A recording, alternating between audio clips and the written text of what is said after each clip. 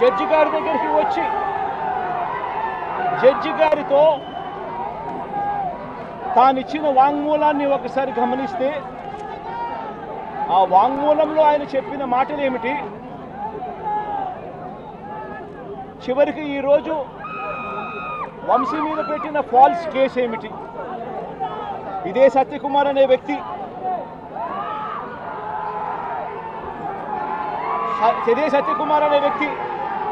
Judge గారు ముందర judge గారి సమక్షంలో సత్యవర్ధన్ అనే వ్యక్తి వంశీ ఎలాంటి తప్పు చేయలేదు అని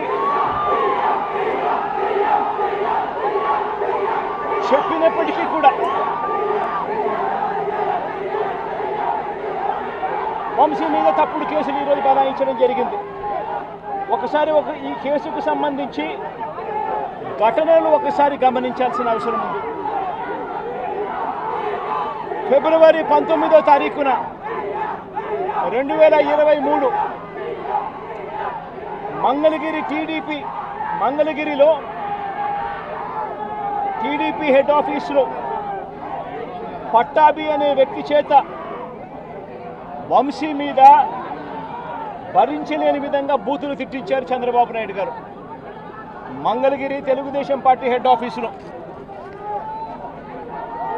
ఫిబ్రవరి 19, 2023 పట్టాభి అనే వ్యక్తి రెచ్చగొడుతూ వంశీని తిడుతూ ఫిబ్రవరి 19వ తారీఖున తాను మాట్లాడిన మాటలు. ఫిబ్రవరి 19, 23 వాడో పిల్ల సైకో, నేనే గన్నవరం వెళ్తా, ఎవడేం పీకుతాడో చూస్తా, ఆ వంశీ సంగతి తేలిస్తా, నియోజకవర్గంలో నుంచి బయటికి విసిరేస్తా అంటూ గన్నవరం ఎమ్మెల్యే వల్లభనేని వంశీని రెచ్చగొట్టింది సాక్షాత్తు ఫిబ్రవరి 19వ తారీఖున ఇదే పట్టాభి అనే వ్యక్తి. అంతటితో ఆగకుండా ఫిబ్రవరి 20వ తారీఖున అంటే మరుసటి రోజు చంద్రబాబు గారు పట్టాభిని నేరుగా గన్నవరంకే పంపారు. గన్నవరంకే పంపి గన్నవరంలో ఆయన అక్కడికి వెళ్ళి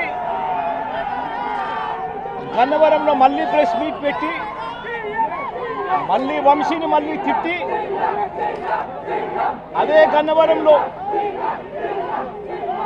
చుట్టుపక్కల ప్రాంతాల నుంచి తాను పోగేసిన మనుషులను తాను వెంట పెట్టుకొని ప్రెస్ మీట్లో మరొకసారి వంశీని తిట్టి ఒక ప్రొసెషన్గా వైఎస్ఆర్సీపీ ఆఫీసును అటాక్ చేయడం కోసం ఫిబ్రవరి 20వ తారీఖున ఇదే పట్టాభి బయలుదేరిన ఈ ఘటనలో ఇదే పట్టాభి ఫిబ్రవరి 20వ తారీఖున వైసీపీ ఆఫీసుకు తాను మనుషులతో ప్రొసెషన్గా తాను అక్కడికి వెళ్ళి ఆ రోజు పార్టీ బయట ఉన్న ఒక దళిత సర్పంచ్ సీనయ్య అనే వ్యక్తిని కూడా పట్టాభి వాళ్ళ మనుషులు దాడి కూడా చేయడం జరిగింది. ఈ దాడి జరుగుతా ఉన్న నేపథ్యంలో ఉద్రిక్తతల మధ్య పోలీసులు కూడా నిర్వహించేదానికి విశ్వ ప్రయత్నం కూడా చేశారు. ఆ విశ్వ ప్రయత్నంలో సిఐ కనకారావు, ఈయన కూడా దళితుడే, సిఐ కనకారావు తల పగలగొట్టి నిరోధించే కార్యక్రమంలో సిఐ కనకారావు తల కూడా ఇదే అల్లరి మూకలు పట్టాభి నేతృత్వంలో ఇదే అల్లరి మూకలు తల కూడా పగలగొట్టారు. ఇలాంటి ఉద్రిక్తతల మధ్య ప్రతిచర్యగా తెలుగుదేశం పార్టీ వాళ్ళు ఇటువైపున రావడం, ప్రతిచర్యగా వైసీపీ వాళ్ళు కూడా అటువైపున వెళ్ళే కార్యక్రమం జరగడం, ఈ ఘటన జరిగింది. రెండు వైపులా ఆ రోజు పోలీసులు కేసు పెట్టారు.